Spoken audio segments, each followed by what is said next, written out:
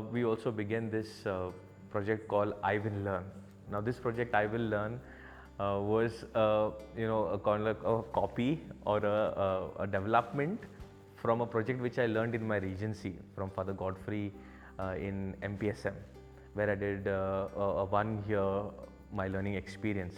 And that helped me when I came here, when I saw the children in the 10 villages where we serve, that we could contribute in their upliftment by teaching them maths, English and computers. So I remember how to teach them. So I would say, I will learn computer, maths and English. And they all used to say, and when they used to say that, I will learn, I used to feel that pump, that we have to do it, come on, we'll do it, and we will help them say it, we'll help them sing English songs, greet us in good morning, good afternoon, Father, and slowly that's how it all began. And to give an example of the village of Thakurwadi, where the village is situated right on the mountains, and there is no proper access to other communities, and you find those people who are very shy, they are within themselves, they are not very outgoing. But these children of 1st standard to 4th standard with this little exposure have gained confidence that they can respond to a stranger now, they can talk to them, they can say hi, they can boldly sing those poems, they can boldly say good morning, they can just enjoy with somebody else. And I see that growth in those children.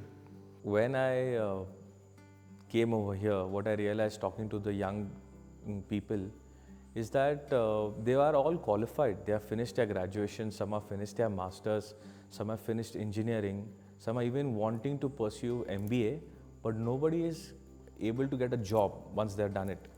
And while talking to them, I realized that even an engineering student or a guy who has finished 12th science or commerce or arts does not know to communicate in English.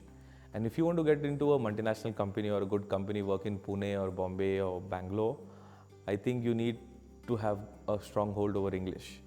And so then I remembered that what I have learned in my regency, that we can start from their foundations. We can't change now, those graduates have already picked up.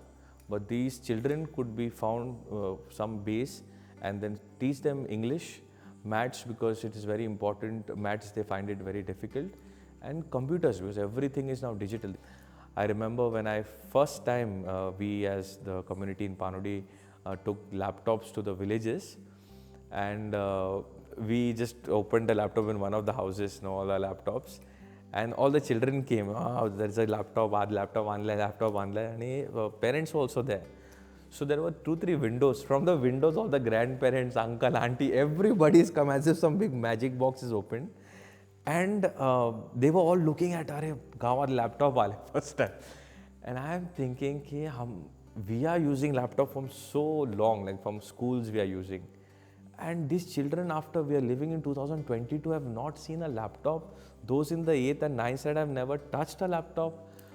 And there were tears in my eyes at that moment. I just felt, God, what opportunity you have given us to bring good news in this way to them. And from then on, the I Will Learn project is into this teaching computers in whatever basics that we can, not something high C programming languages and all, but very basics.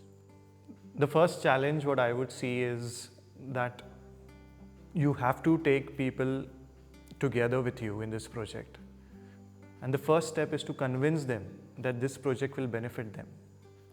And that is, once you have their, confidence, and that's where they will give their heart and soul towards this project. You don't have to worry about it, they will trust you blindly, and that is what you have to keep up to. That you have to keep up to their trust. Whatever promises, whatever thing that you are doing them, you have to work together along with them. So you have to break that barrier first in order to begin any project. I realized social work is not simple. You need to have proper backing of funds. That is when social work happens. And so when I started this work, when we started as a community, we were thinking to go ahead with this work. One of the things was finance. How do you get? We began 2-3 classes in Panodi, and we were paying the nominal fees to them, not high salaries. but we need it yet because every month you got to pay, every month you got to see the transportation cost, the administration cost, and everything was going up. And being a mission station over here, we're not getting much collections or donations from benefactors in this place. But when I presented this project to people in the city, especially Mumbai, and my relatives and my friends and our friends as community, we spoke to one another in our missions, people generously gave.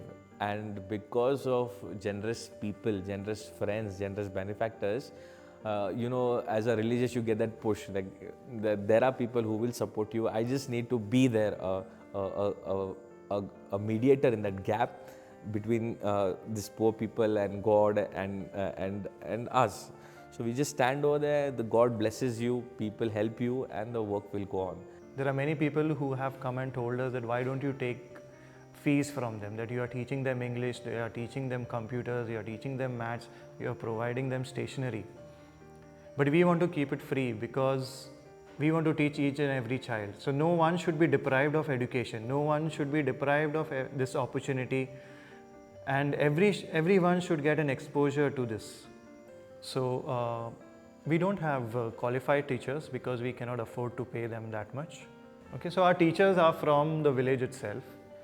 So we see a minimum requirement of 12th standard, where the teacher will be able to at least understand the basic alphabets, understand numbers, or she can at least understand certain words.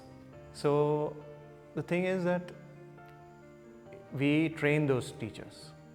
There is no much demand from them, but we train them and then they go and teach in each and every class.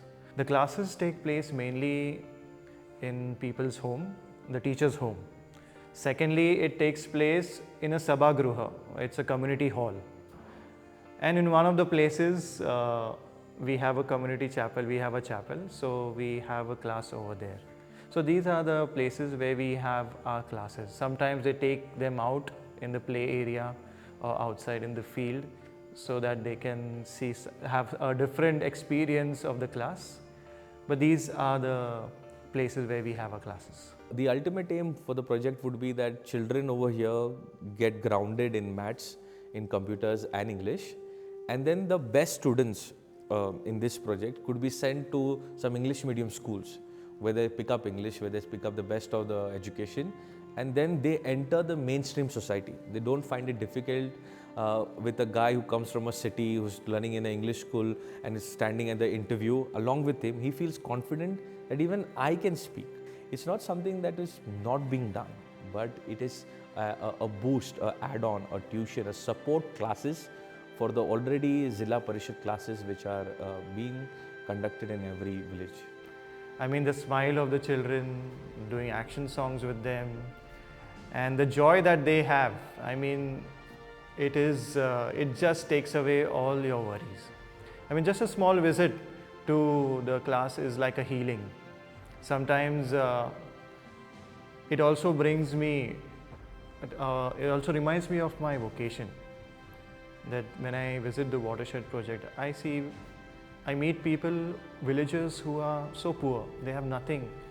Especially they live only for the day's food, and they are struggling.